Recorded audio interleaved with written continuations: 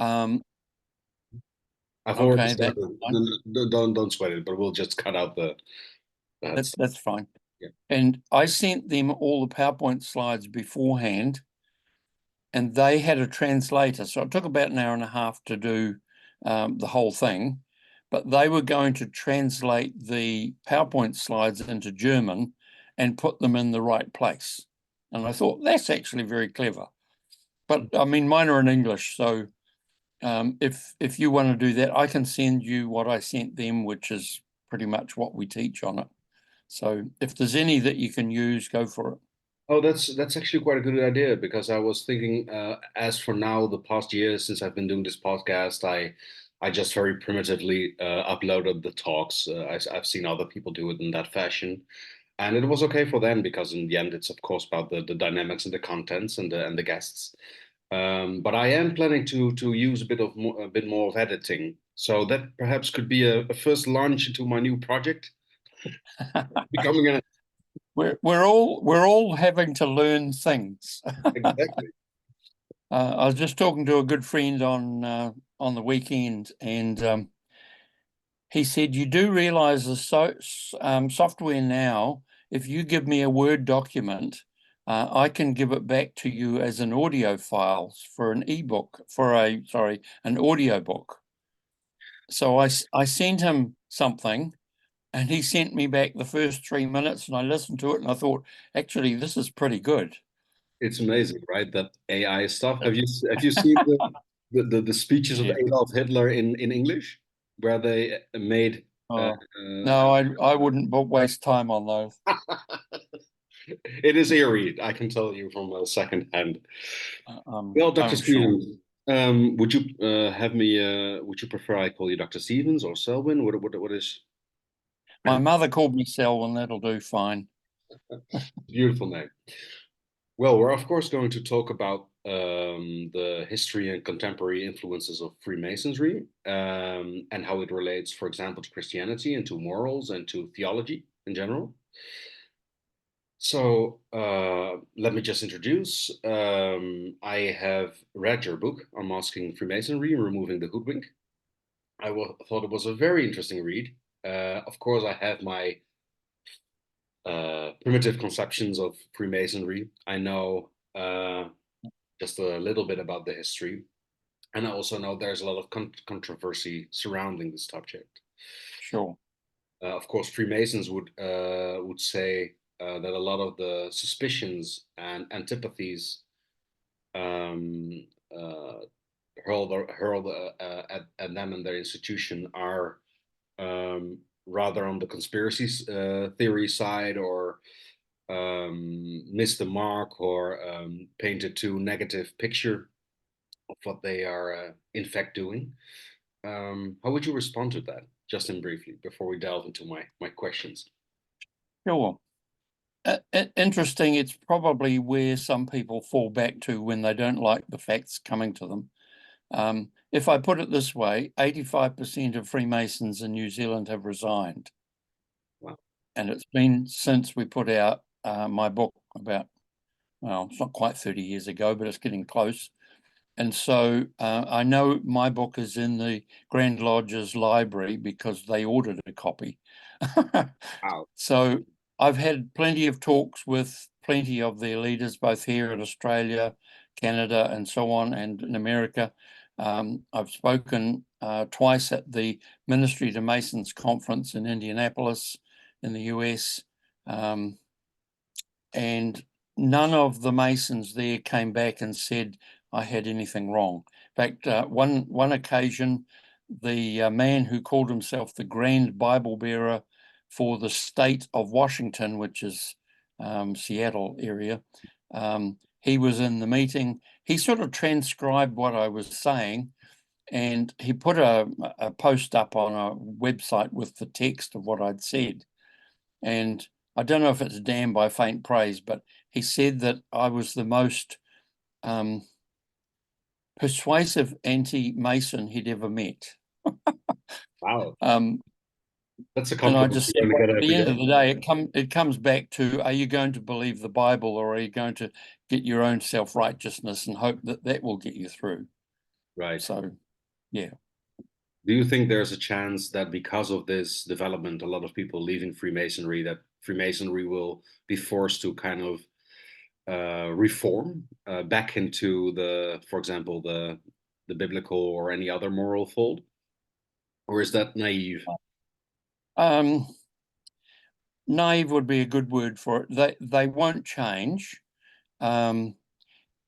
The last time there was Christian input into Freemasonry was in 1813, Mm. when all the Christian bits were removed from all the rituals. So at that point onwards, if anybody says they're a Christian Mason, I would ask to see their birth certificate if they had one, because they've got to be over 200 years old. So to me, that's not credible. Yeah, Yeah, it's they can claim things, but the bottom line is they don't always successfully convince people. right. When I read your work, I was especially intrigued by the theological deviations from the Bible, as well as this amalgam of different ancient religions, deities, and biblical elements merged into this kind of like cosmopolitan cafeteria occultism, and especially by the notion that even it is, as I read, quite commonly admitted that the deity or the spirit of the deity worshipped and exalted within Freemasonry is probably Lucifer, as distinguished from Satan, as you elaborately described. So to fresh up Mhm. my own biblical memory, my own knowledge, perhaps as well as that of the readers, Lucifer was a dissident angel who fell and then became Satan, right? And Yep. I thought that was interesting because I thought the entire premise of Freemasonry, as I read it from your book, is actually built upon this idea that we should not submit to God, but that challenging God actually is a good thing. So that to subjugate oneself to a higher order in humility is one thing, whereas Freemasons kind of say it's actually good to um, place the modus of control, the modus of pride, the modus of creation onto humans itself, and to honor God is actually to kind of compete with God. Is that a just summary or? Um, yeah, significantly, partly. Um, Deism, which is a belief that God made everything and then abandoned us to work it out. Right, I'm nutshelling that. That's I could probably explain a lot more detail, but in a nutshell, that would be it. Um, and deism is one of a number of thoughts, or I'm trying to think of how you'd describe it, or even religious or political groups that infiltrated Freemasonry. They saw a body. Actually, Dirk, it might actually be helpful if I just gave a very brief history of where it came from, because sure, I think that would help people's understanding, because I do keep coming across people who have just got no idea, and their father or grandfather was in the lodge, and they think it's a personal attack that I'm trying to say that they were horrible people or evil or whatever. And while some of them were, most of them were just good men, but they were trusting in their own righteousness because of the theology of Masonry. right, The earliest written evidence is about 1480 in Scotland.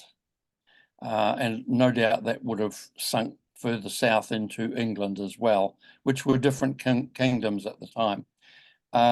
There is some evidence back to about 1150 AD, but the claims in Masonry that it goes back to Solomon's temple is simply a myth taught as truth.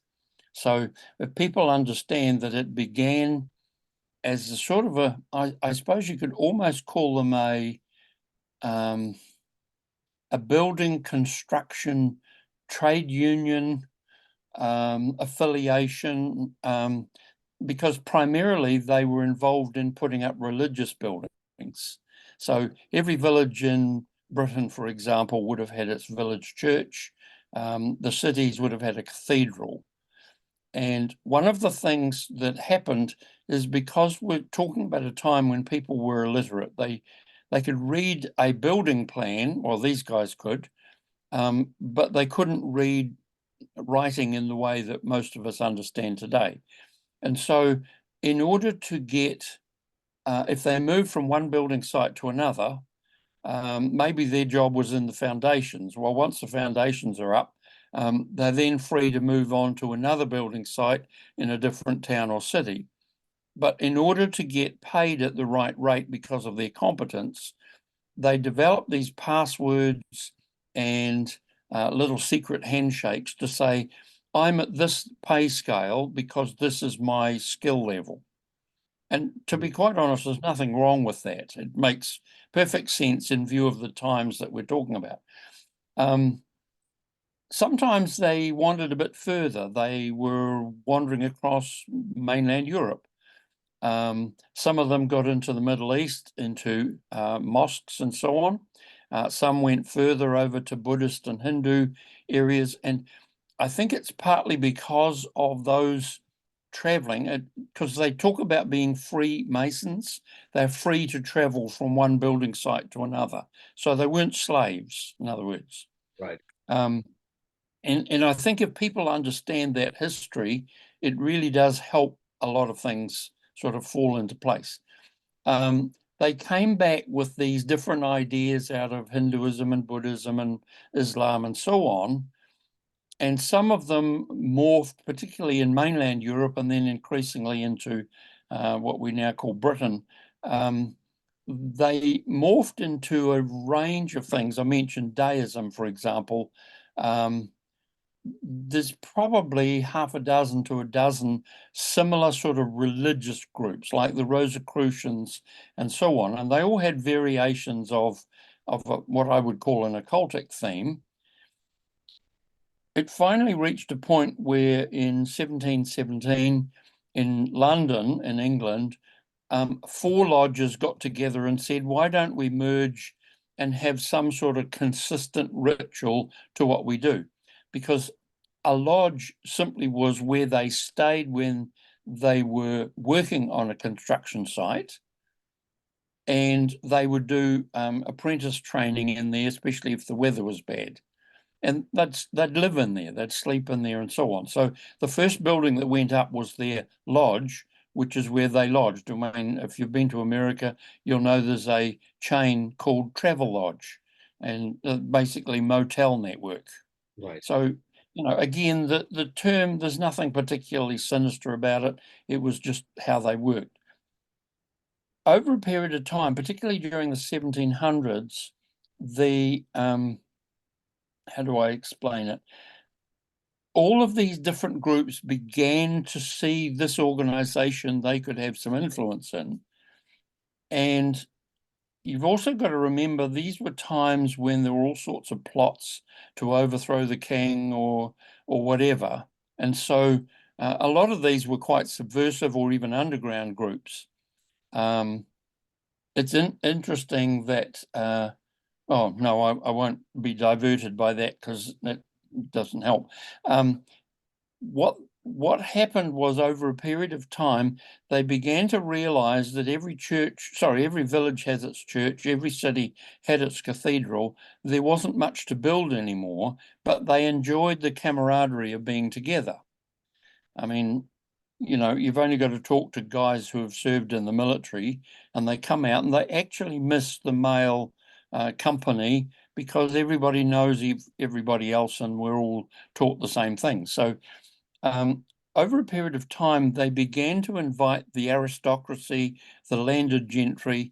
We're still talking about a measure of feudalism where you've got a local count or baron or whatever his title might have been, who controlled 20,000 acres or whatever. And he had all these people who basically worked for him, and he had all his time on his hands because he had a guaranteed income. And so what tended to happen is that these influential people were invited to join Freemasonry. And so we ended up with two different kinds of Masons, the operative ones who actually built things and the speculative ones who were the influential people who they invited in. Now, these were often people, because they had too much time on their hands, they got involved in a lot of these sort of plots and secret societies and religious groups. A lot of them morphed into Freemasonry, not all of them, and some of them are still separate, but they're somewhat similar. Rosicrucianism would be one, but the Rosicrucian degree in Freemasonry is the 18th degree in the British stream, well, actually the American stream as well. So, we see it's to be quite honest, it's almost a bit of a porridge of all sorts of bits and pieces that were thrown in together. By 1813, all the Christian bits were removed from their rituals, particularly in Britain. And once it got to that stage, it spread very rapidly. I mean, I actually printed some stuff about Netherlands today, and it looks like they've got about just under 6,000 members. I'm looking for the date when they started, but it would have been in the 1700s, like most of Europe. I mean, it's interesting that within about 2 decades of those lodges in London, England, coming together to form the United Grand Lodge of England, within 2 decades, there were lodges as far away as China. And you've got to remember, people didn't travel very fast in those days. So it really spread like wildfire all over Europe. In fact, just a couple of weeks ago, actually, I got an inquiry from a Christian in Romania asking, was I doing a version of my book in Romanian? And I said, well, I know under communism they were outlawed. And he wrote back and he said, yeah, but we still have them. So he said there's dozens of lodges here since the fall of communism. So I did a little bit of quick research and I found out they've got branches in Poland and Russia and so on. So they've gone in to fill the vacuum that they were forbidden. One of the reasons why the communists got rid of them is that they were used in the was it the February 1917 revolution in Russia? They were part of the ingredient to overthrow the Tsar.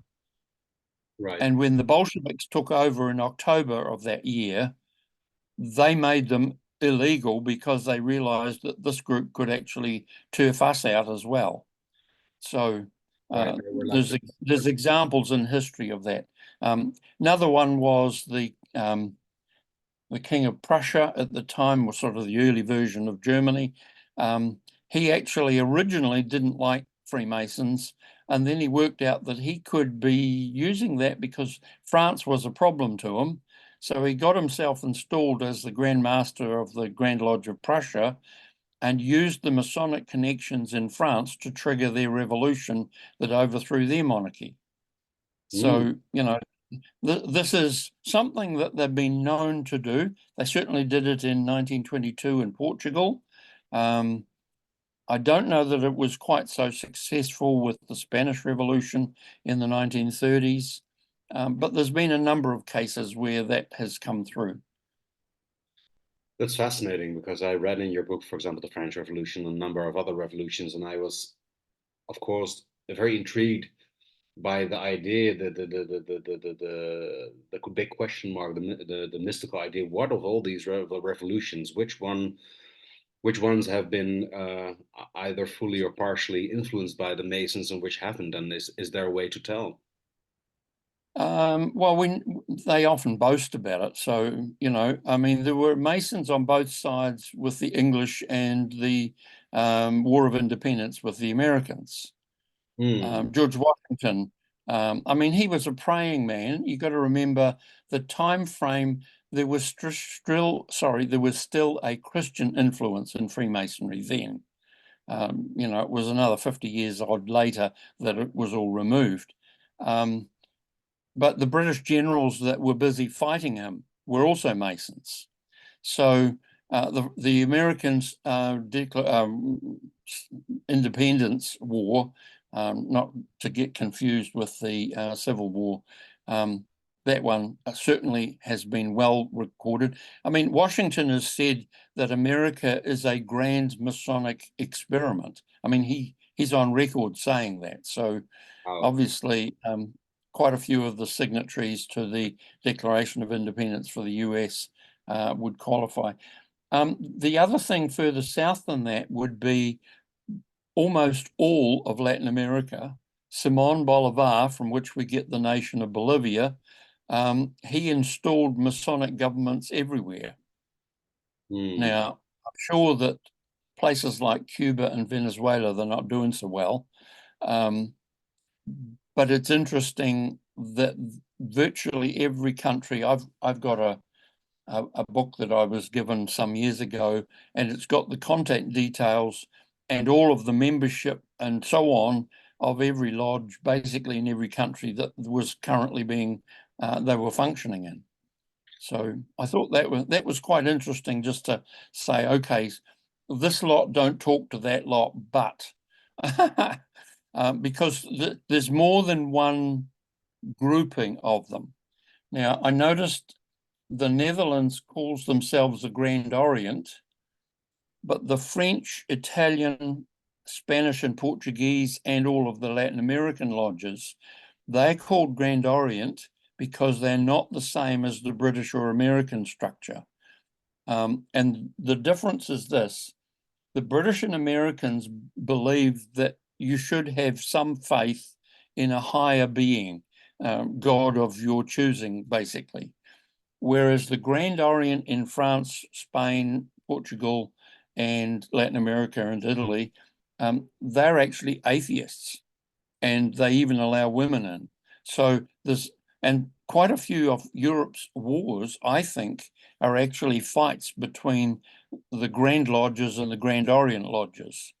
And that might account for, I think you made mention of when the Netherlands was set free from Spanish occupation. Right. And it wouldn't surprise me if you dug into they won't be too public, but if you dug into the right information, you'd probably find that was a factor in it. That's a very interesting point. Of course, the what we call the 80 years war, so the independence war against Spain, was not only a independence war and a national formation war at the time, but it's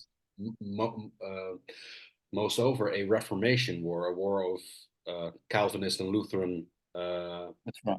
Northern Netherlands versus the Spaniards and Catholicism. Yeah. Now, that actually happened in Britain at one stage. I've forgotten which king it was that they got rid of because he was a Catholic, and they invited Prince William of Orange over, and he became King William and Mary. Mary actually had more right to the British throne than her husband did. But he was a Freemason, so he actually was brought back in because he would likely be Protestant, and they didn't want a Catholic. And even now, it's interesting, no one can ascend to the British throne that's a Catholic. It's forbidden in law. That's quite Has exclusive. been for over 300 years, as far as I can tell. I do remember the date, I just can't remember it right now. What do you think has been the role of Freemasonry in the Protestant Revolution or Reformation?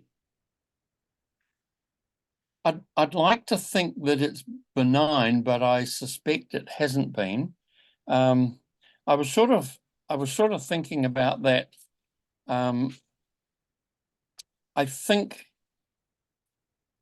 one of the problems that a lot of Christian leaders seem to have, and it's probably more noticeable now, but I think it's always been there, has been, oh, you're just a poor pastor. But if you want to advance in a social hierarchy, joining a lodge would guarantee you would be mingling with important people. And so your status socially would go up. And in order to do that, I'd have to say you've really got to compromise your faith. Uh, Romans 10, 1-4 talks about you reject the righteousness of Christ, but you want to rely on your own righteousness, which of course isn't going to do the job. So I think there's actually good biblical reason not to. Having said that, my father got converted in 1936. While I was at school, he had been a member of the Orange Order, which has been quite strong in a lot of Protestant countries in like Canada, Australia, New Zealand, because of the Northern Ireland thing being the Orange Order there. I mean, that's basically Freemasonry for beginners. It's got a lot of parallels in it. And it's interesting because I remember when my dad retired and I knew he had joined the Masonic Lodge. I didn't know much about it at the time. But when he and my mother moved cities and I knew the pastor of the church they were going to go to, because I'd spoken in his church different times from being in a ministry that was available for that at the time. And I remember saying to him, my dad's in the lodge, I'm not happy about it, and neither was he because he knew what it was about. And he was able to tell me that my dad had renounced it before he died. So I'm so glad about that. My oldest brother was a Lewis. Now, a Freemason can fast track the oldest son into the lodge. And he did. And I remember one time when I had come back from overseas somewhere, and he took me to the Masonic Club in Auckland in New Zealand. And he was master of his lodge. So when I was putting my stuff together for my book, I sent him a copy, and I'd just been praying for him for about 3 years. And I didn't realize that in that time, my praying had actually made him rub shoulders with people who told him why it was wrong. So he renounced it all. I sent him a copy of my book when I thought I was safe to do that. And he changed one word. And I had changed it thinking it was wrong, and he changed it back. So What was the now word? he's retired now, but he was a Baptist pastor in Australia. And he writes letters to the Christian media in Australia saying why Freemasonry is a bad thing. So, we get on well. And But, at the time he was in it, I really had no knowledge, really. I just had a hunch there's something a bit weird about this group, but I'm not interested. But anyway, he came out, as did my dad. So, yeah. In terms of Lutherans and Calvinism, I think that's more of a problem in Europe. We have a small Lutheran church around the corner from where I am. It's probably 30 or 40 people. It's not a big group in New Zealand. I wonder if I should go and have a wee talk to the pastor and say, do you realize, I hope none of you guys are in this, but if you want to get them out, I'll help. I think in the whole country, we've probably got about 20 Lutheran churches.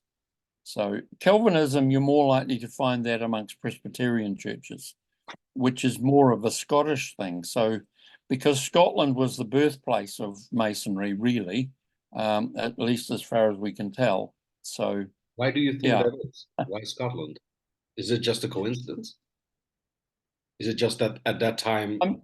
I've not seen anything with a reason of why that would be. I think they just, with those long winters that you get that far north, which you'll understand something of, we're quite benign. Where I live is probably equal to Spain in terms of proximity to the equator. So we don't get those really long winters like Northern Europe does. And so as a consequence of that, I think they had time on their hands and they just said, well, why don't we do such and such? Banking actually originated out of Scotland and so on. There's a whole lot of things have come from there. They're actually creative people. Both sides of my family are from Scotland. Interesting.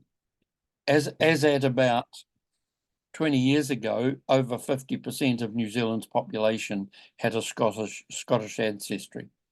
Wow. So, I mean, it's be watered down a wee bit now, but It was probably like in the 18th century when people started migrating towards these parts that a lot of people from Scotland chose to depart from New Zealand. Yeah, there were in terms of New Zealand. I mean, we were discovered by the first European, Abel Tasman, also from Netherlands or Holland, Right. as he would have called it. It was probably 150 or so years later before Captain Cook of the British found it. He was coming down for there was a there was a crossing of Mercury across the sun's face, and he was sent down to record it so they could actually get a bit of an idea on how big the Earth was. It Wow. was just it was mathematics. Now he was also a Freemason, so but it took. He found Australia about a year after he found New Zealand, so to speak. The locals, the Maori people, would say, "Well, we were here first," and that's true. They were here for 900 years before. But effectively, what happened was Australia was colonized, and then Britain was exporting people they didn't like. And so they became penal colonies, especially after the US had fallen over and gone independent. And basically, it was the British military. Everywhere they went, every regiment had a Masonic lodge inside it. And so as they traveled the globe, whether it was India or Africa or wherever else on the planet, they planted these lodges because they were built in to the British military.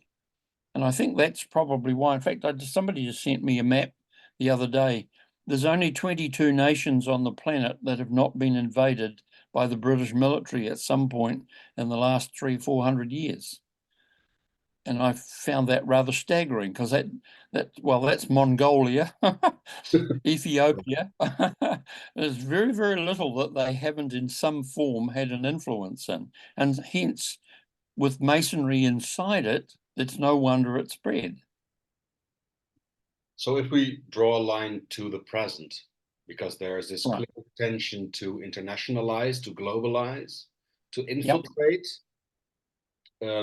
to perhaps fight out inner wars through the means of nations or other institutions, while actually perhaps being differences between kind of like more veiled Masonic differences between continents or lodges, or it does kind of like make me wonder. For example, now with the subversive, the highly immersive subversive ideologies going around today. For example, the woke culture, or postmodernism, or even right wing populism, or you can name them very easily, as well Mm. as this idea that is rampant that a lot of people are skeptical and cynical and angry because they have this sense or this pattern recognition into intuitive sense that there's kind of like a controlled opposition, dualistic, Hmm. paradoxical politics going on globally. For example, the war in Ukraine, Gaza, Israel, Taiwan, Sure. United States politics, etc. So let's delve into that for a second. Is Donald Trump, or is Joe Biden, or is Putin? Is there any of these known or EU officials that are known Freemasons, or do we have reason to suspect they are? Um, Donald Trump, I found no evidence, despite looking and having a lot of friends in America. Hmm. Um, Biden certainly isn't. I would call him a retired Catholic because he's not living to the model. In fact, it's interesting. There's a sort of quasi-Masonic organization in the Catholic Church in America Hmm. called the Knights of Columbus, and they're very anti-abortion, and they refused him membership because of his stance on abortion. So I would suggest if he's in the Masons, it would be against the dictates of his church, which until about 1981 was quite emphatic that a Mason could not be a Catholic. I do know of some that have been, but it's in spite of their church, not because of it. Putin, no, I think he's just a thug. To be quite honest, I think he's just fallen on his feet in a job that he likes too much. I think changing a constitution to put in a president for life, and President Xi in China would be the same. I think people should have said, no, you've had your turn, let's put somebody else in. Otherwise, you end up with dictatorships. That's not a Masonic thing, that's just simply a political life thing. As for Europe, I would be suspicious of a lot of the leaders, and there would be both left and right wing in the likes of France, Italy, Germany, probably your own country. I know certainly Masonically, the King of Sweden is the Grand Master of the Grand Lodge of Sweden. And basically, because of that position, he controls Norway, Denmark, Iceland, and Finland through the lodges. Mm. Now, that's a slightly different stream. Instead of going upwards of 33 degrees like most of the British and American lodges do, theirs only has, I think it's 9 or 10 degree levels. So, but every level, there's a ritual to go through, and each one usually curses a different body part, which might be interesting. And well, let's finish with the politics. I suspect that they are. The World Economic Forum would be an obvious meeting place for people, but they would probably more likely be involved in groups like the Illuminati and so on, which has its fingers in Freemasonry, but is also a separate organization. So I would think that they're globalists, they're elitists, they think they're the only ones who can think straight. And they're going to get a surprise when Jesus returns soon. So, because he's just going to say, you're out of here.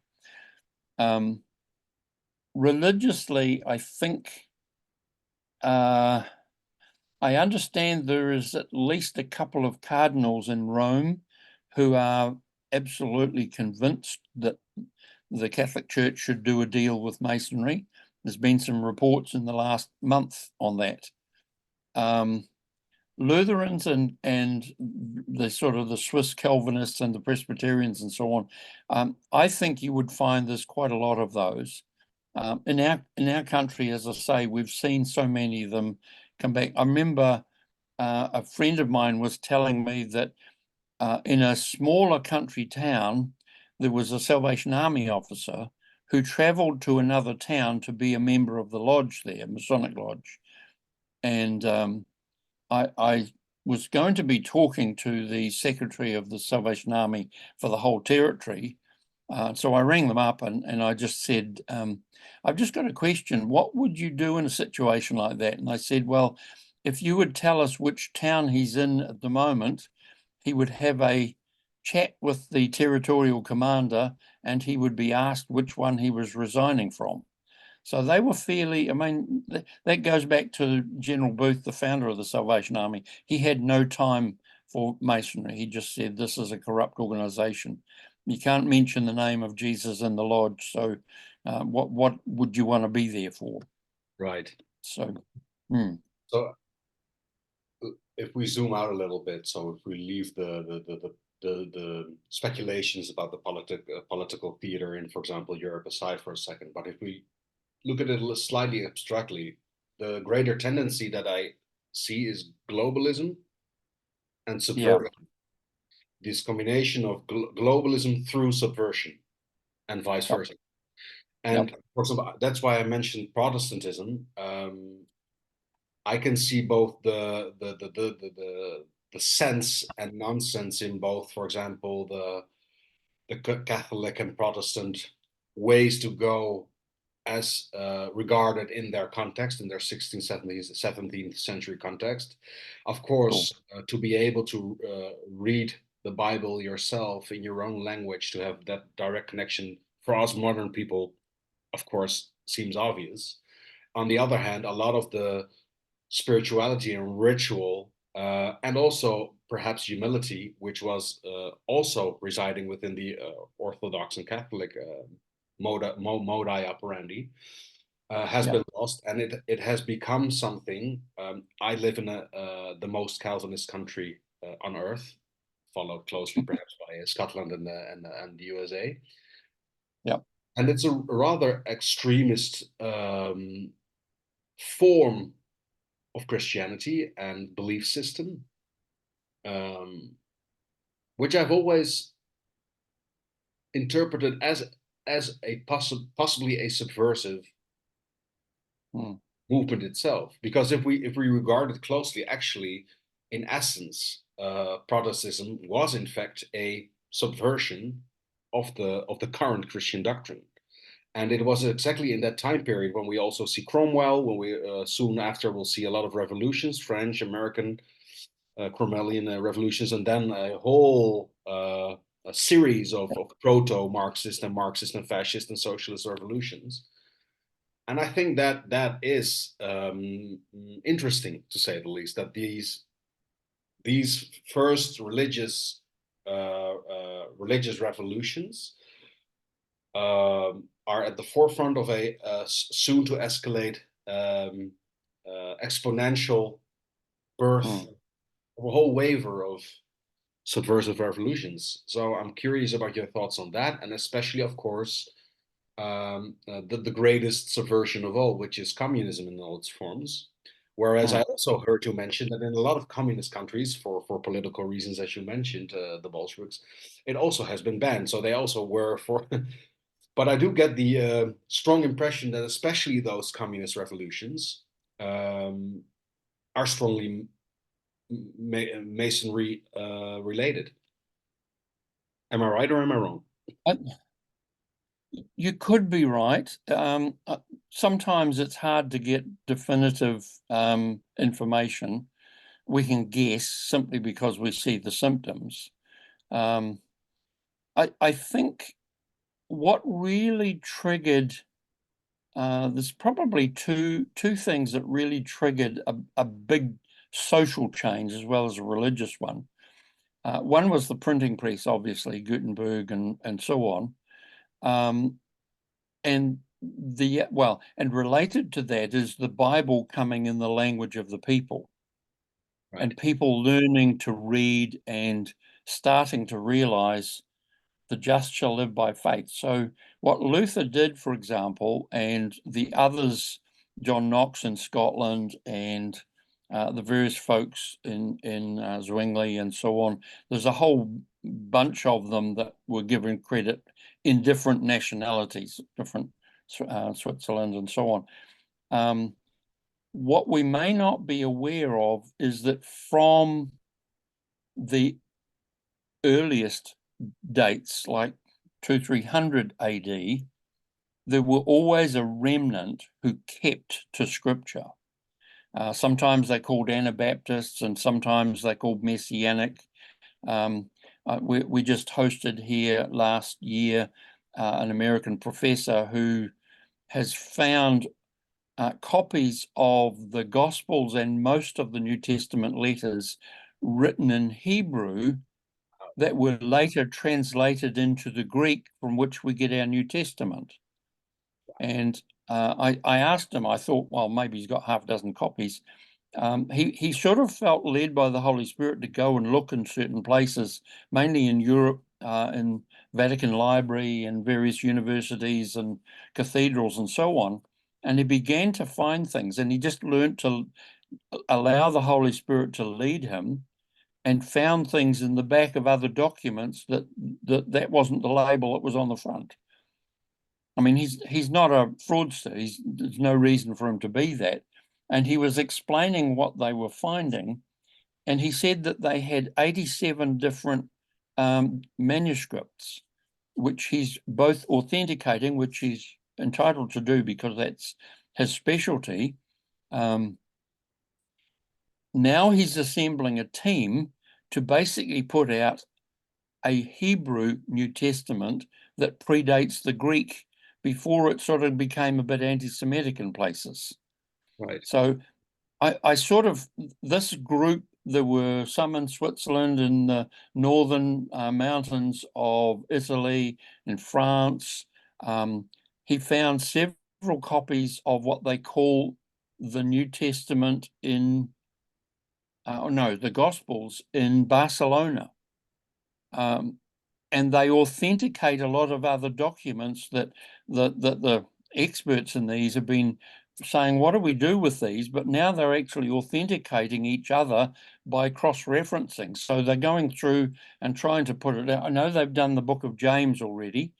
I know they did some in the Gospels, for example, since we've just had Easter and Passover begins tonight in our time.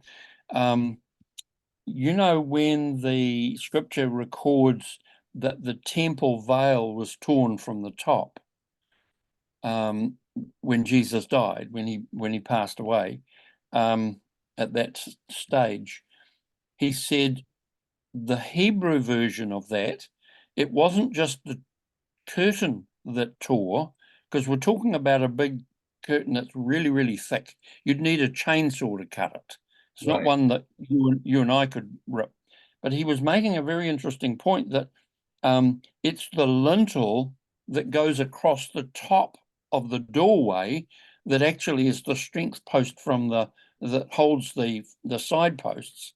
He said that lintel collapsed. That's what ripped the curtain or the veil. Right. And so he said there are variations of wording that they're just trying to authenticate what are they finding. So scripture in a form that people can read for themselves, and most people have a basic understanding of the language that they speak.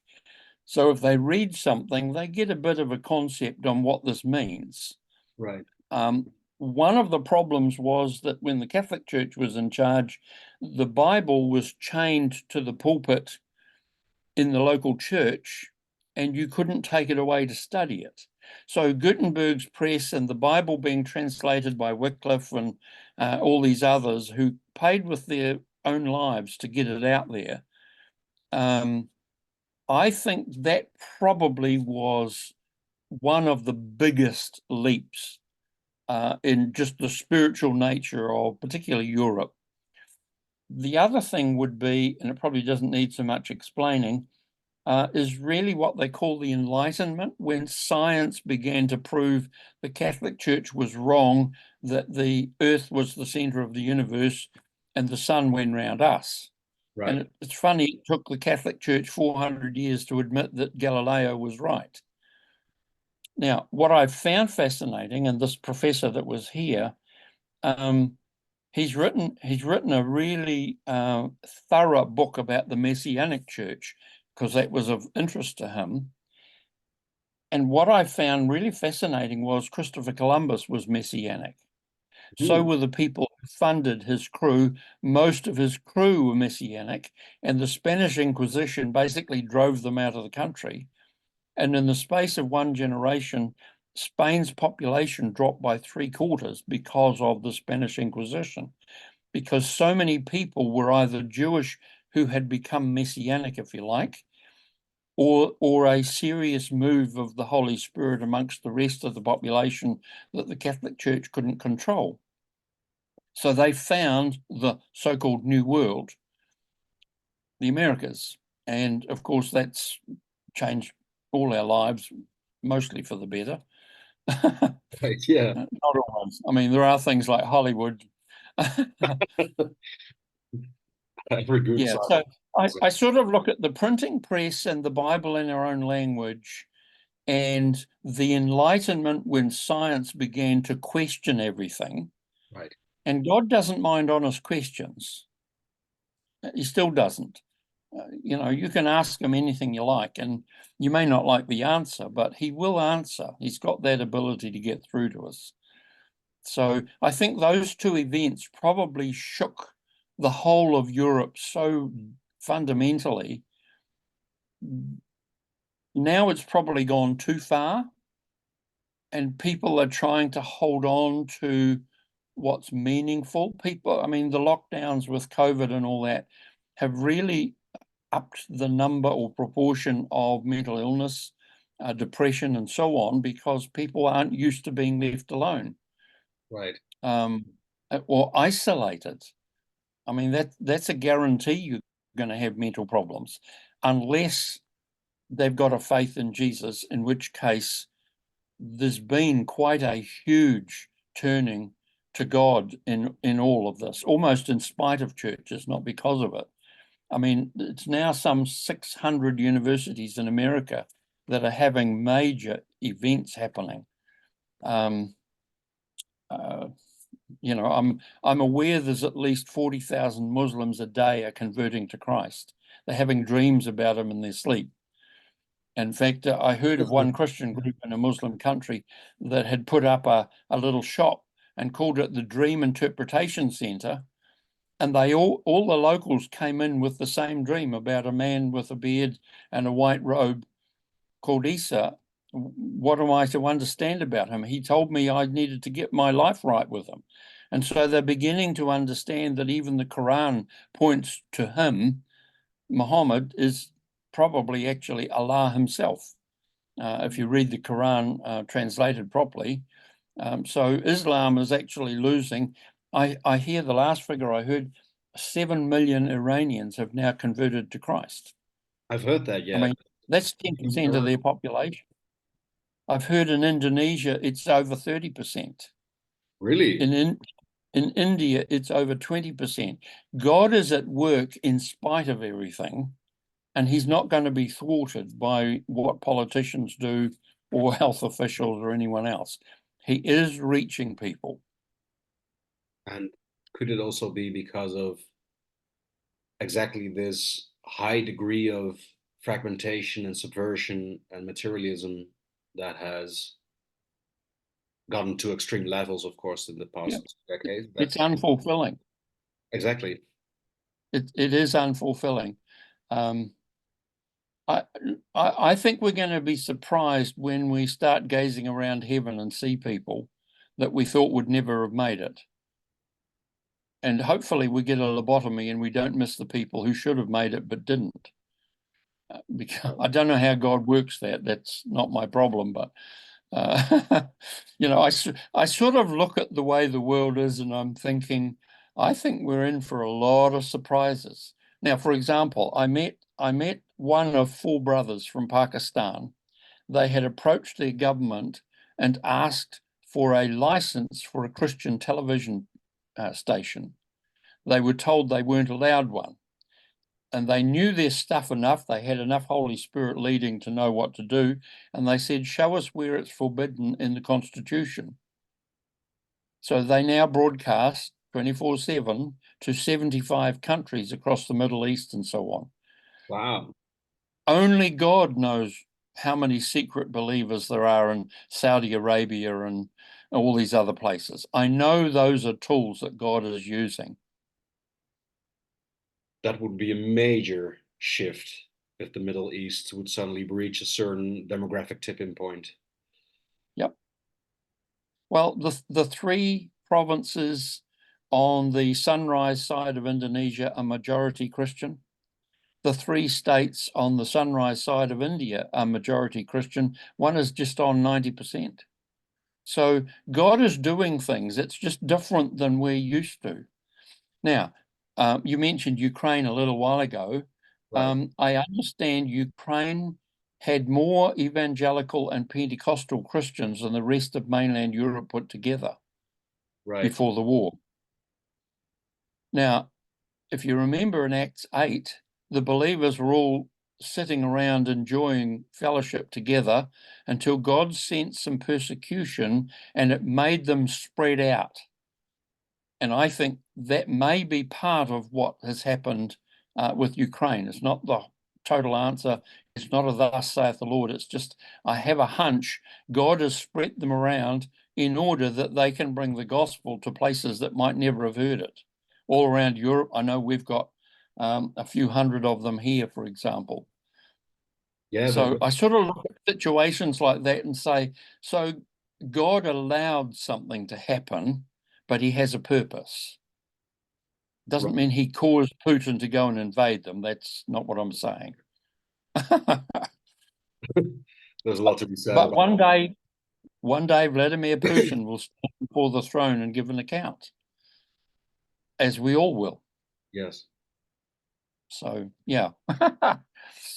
I did wonder when all these Ukrainians were spreading over Europe, because of course they are still mostly quite religious, and then they enter this a mix of Yeah, atheists and blue-haired men calling themselves she/they. I was yeah. trying to transplant myself into their minds, what that must be like for them. What must they be thinking? Well, it's interesting because quite a number of my books have been translated in the last year or two. And one thing I've noticed is the number of ones that are downloaded in Ukrainian are probably greater than any other language in Europe, apart from Spanish, French, and German. And I just find that fascinating. I'm not trying to keep tabs on them or anything. It's just that I see the numbers and I'm thinking, well, that's real interesting. I Well, mean, it's not the Freemasonry book, but there's other ones about who's the Holy Spirit, what are demons. There's different topics that I've covered of a theological basis. One of them that's been very popular has been how to start house churches, because the institutional church is part of the problem. all right. And that is very popular in the Slavic area, in the Ukraine areas, these language groups. Yeah, because all you need is your lounge. That's happening in India. They're literally going village to village in India. They look at a state and they say, right, there's 4,000 villages. We need 4,000 witnesses to Jesus in each, right through the whole state. They are being very methodical in their evangelism and sending people out. I've met some of them when I was there, so it's been quite fascinating. I don't know if you realize this, there's now more Indian Christians than Chinese ones. I thought that India was also surpassing China in total population size.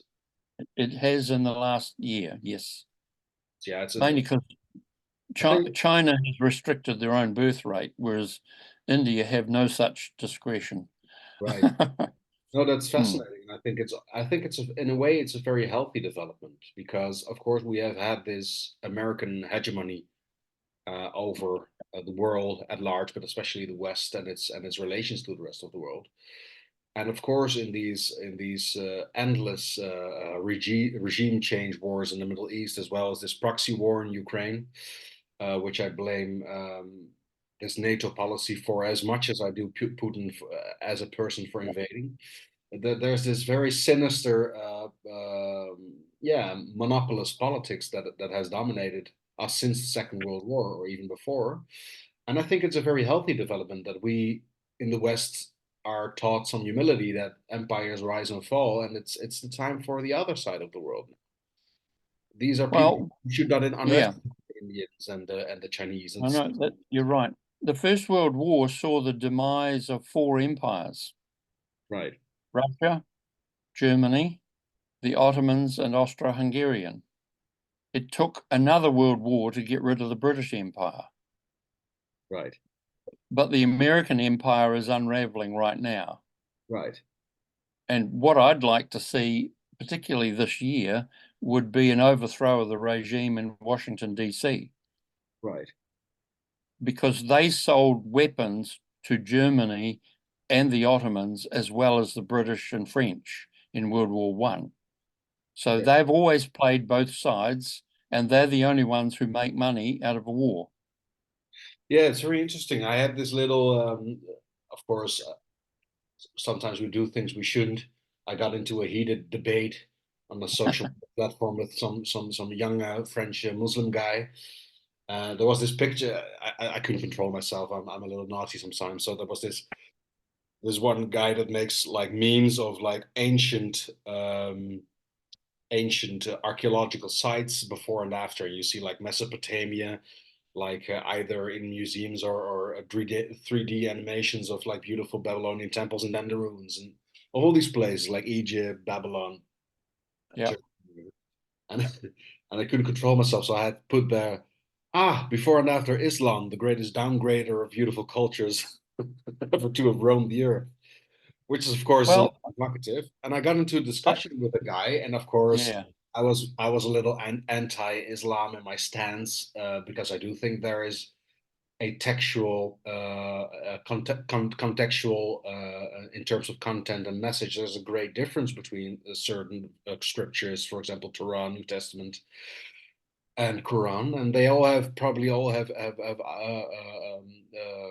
greater and lesser attributes to them. But I do think there's a central problem with Islam because it's far more um, militant, and there's just a great difference, of course, between a prophet that preaches the sword and one that preaches forgiveness. It's and nonviolence. It's a very different. It doesn't even need a theological or spiritual explanation to see how that produces different societies, of course, and different degrees of civilization, even perhaps.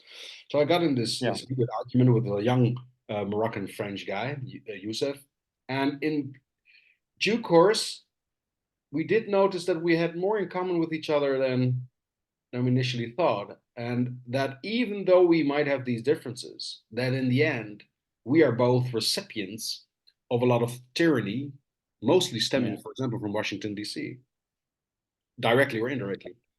Yep. Islam isn't really a religion. It's a political philosophy with a military might behind it.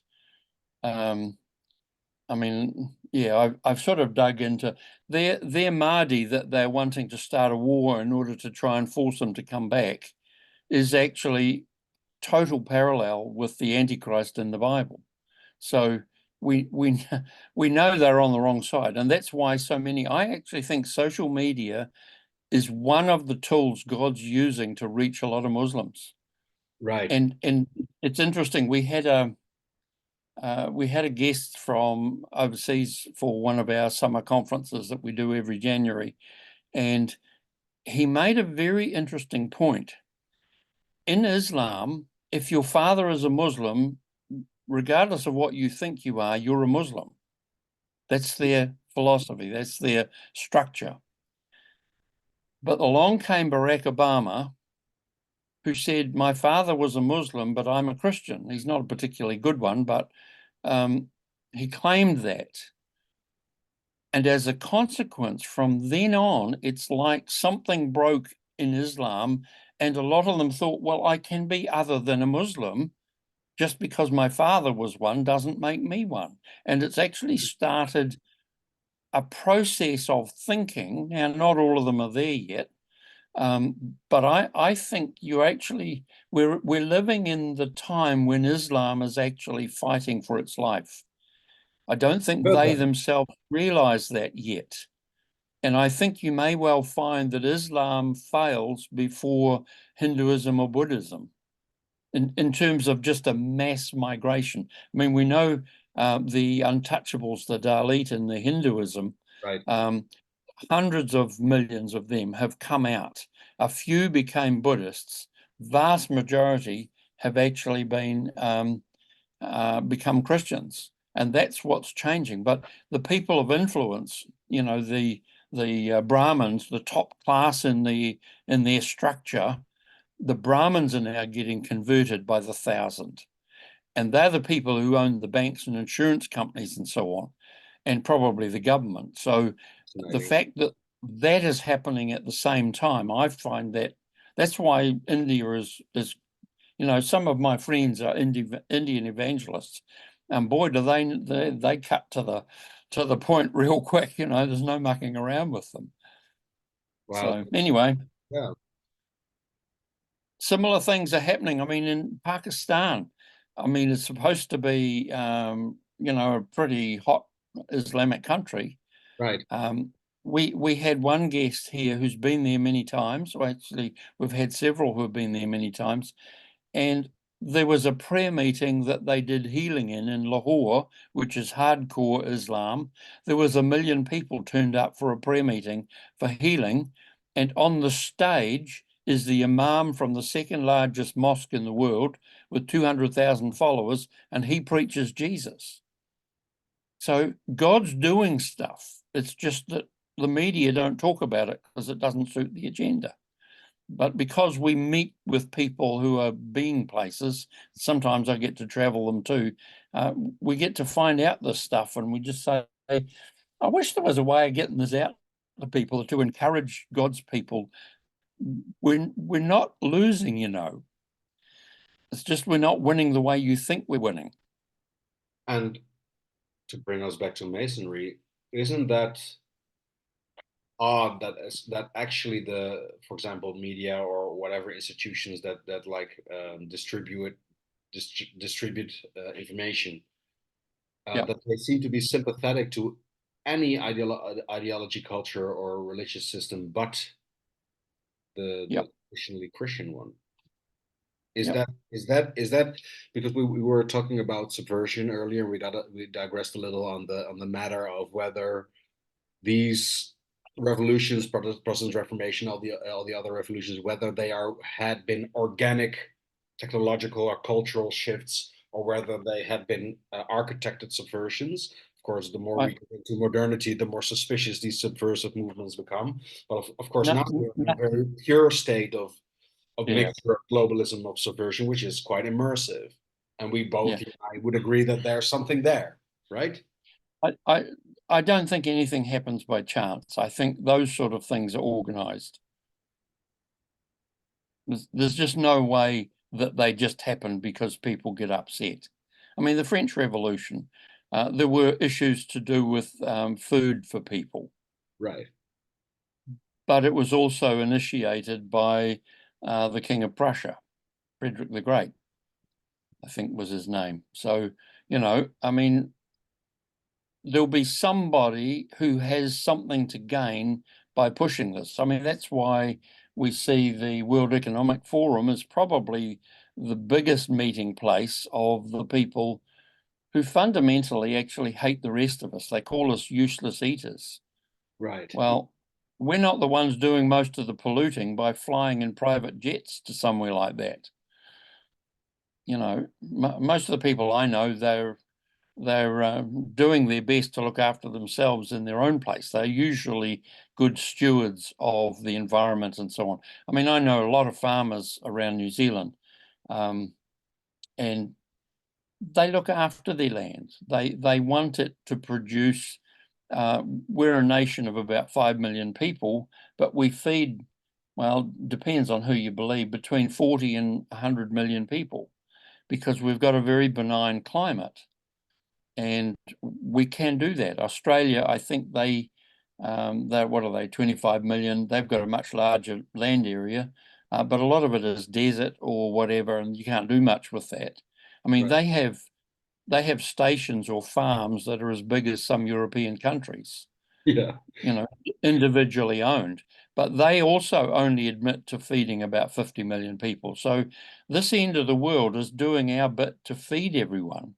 Right. And the whole thing about global warming, um, I'm not convinced about a lot of it, to be quite honest, because the science actually doesn't prove it in the way that they're pretending it does. It's convenient for socialistic minded people. But what's really happened is since about 1990, twice the land area of Australia, or if you like, Australia and the 48 states of the US, the contiguous states, Right. that land area has come into agricultural production since 1990 that wasn't before in order to feed the population. So we don't actually have a problem in making or growing enough food to feed ourselves. We have a problem with the distribution and the control and corruption that seems evident in most places. I mean, I've been to Africa many times, the corruption there. I mean, one president of one country I've been to several times, he thought that the tax take was his private income to spend.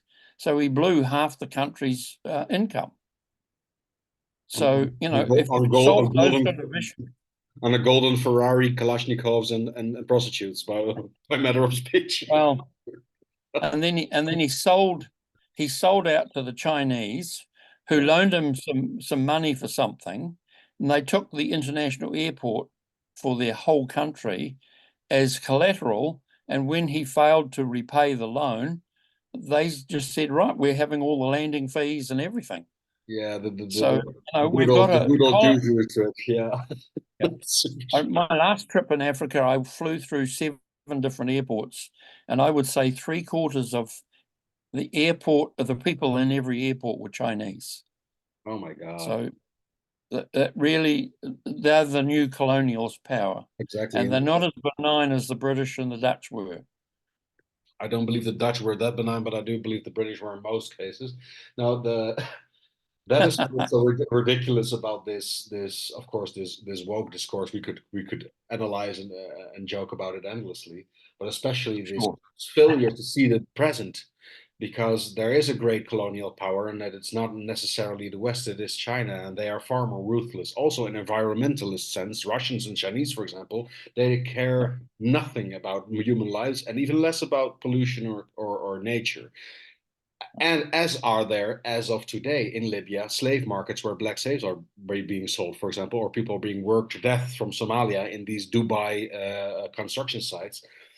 And people want to analyze what we did wrong 150 or 200 years ago. And I think that is a very dangerous Mm, situation, especially because this type of subversion focuses on a very particular kind of subversion, which is anti-capitalist, anti-Christian, anti-European or Westernism, and anti-liberal in most cases. Whereas the consequences of exactly that globalist subversion are authoritarian, are totalitarianistic, and are a yeah. very dangerous blend. That is what my greatest fear is now, because of course we see very positive developments. You and I having this chat, people can listen to this chat, can form their own opinions. The same goes for young Muslims. The same goes for young Russians and Ukrainians. There's a very through which either scientific or Christian or liberal values get shared and perhaps create a more benign and open society worldwide. And at the same time, this globalist merger of subversive um, discourses being pushed Mm, worldwide to fragment all these places creates a very dangerous blend, which I think is modeled on contemporary China, which is, oh, we could, of course, the best totalitarian container of a people's is Stalinism. That is the most hermetic, most intrusive, invasive form of totalitarianism. yeah. Um, but you also need some kind of like some stormtroopers. You need some Nazis at the front, and you need to make a lot of money as well, because you don't want the impoverishment of a Yeah. communist state. And I think they have realized that the sinister, partially Masonic backwaters of the world have, I think, have realized that the best formula is a combination of all. It's a fascist communist mixture on a strongly capitalist corporate grid. Mm, mm, So I think that I'm not necessarily too theistic personally, but if I would either metaphysically or allegorically envision what would be Satan or Antichrist, I would say this is exactly the formula. It's so anti-human, so anti-life. yeah. No, my understanding is they want the world population around 500 million max, which means that about 90% have to be thinned out. And unfortunately for them, COVID didn't quite do it, because people's immune systems prevented that. So, but anyway. Oh, we sure live in interesting times. Yes. Well, I think we've covered a lot here today, Selwyn. We have indeed. There's always another day for more. I would suggest we pick up on that. I would love to. Perhaps we can then use some of the slides that you will provide me. Sure. It was great talking to you, Selwyn. Thank you very much, and Likewise, dude. Very let's good. let's pray for a better future very soon. And just to remember, there are, well, I don't know if I can do it here. we've got books on Freemasonry and cults and so on. They're on Amazon. If you just dial up my name, you'll find them. Exactly. It I was mean, they're actually printed in the Netherlands. So, oh, really? yep. Very convenient. And Yeah, I just learned this week they're now printing them in India. That was a bit of a surprise. that's a But very big, they print, a big market that you've tapped right there. they print in Britain, France, Spain, Italy, Netherlands, Germany. I think I've got all of there's about 6 places, 6 or 7, just around Europe. They're about to do Afrikaans in South Africa, so we've got a big Afrikaner market for some of our books. And it's interesting, Freemasonry is breaking open there as well, which is quite good. One of the Christian leaders in South Africa described Freemasonry as the world's largest coven.